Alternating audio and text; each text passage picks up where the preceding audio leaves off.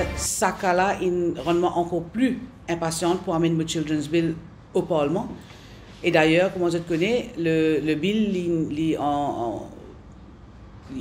au Attorney General's Office pour drafting et incessamment, vous pouvez mettre ça pour une première lecture au Parlement. Concernant l'abus des enfants, j'ai envie de faire ressortir que oui, le gouvernement met tout l'emphase, le ministère est là, toutes les autorités là pour accompagner, pour protéger les enfants, mais il y a aussi le volet de la responsabilité parentale. Un parent, il a besoin de protéger ses enfants.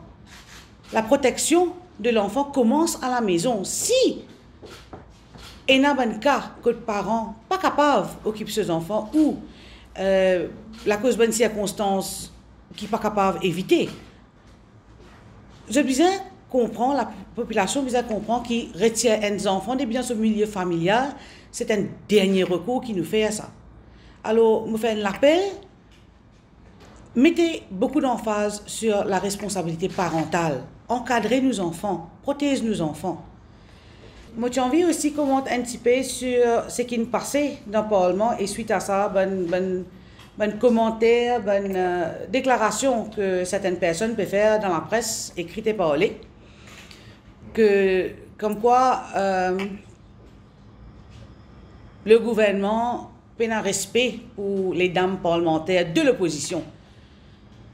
C'est totalement faux, ce que je peux raconter, parce que ça va être 10 personnes qui fait cette déclaration, un parmi les autres, j'ai l'impression qu'il est un petit peu confus, parce que au niveau du gouvernement, au niveau que ce soit le Premier ministre ou tous les parlementaires, jamais nous ne manquons de respect envers madame.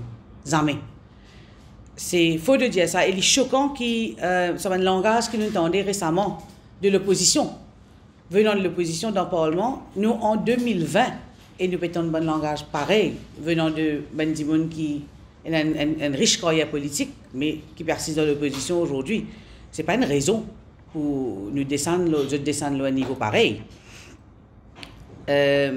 Par exemple, hier, le leader du Parti travailliste a fait une conférence de presse quotidienne qui le gouvernement fait mal agir envers l'honorable député Joanna Béranger.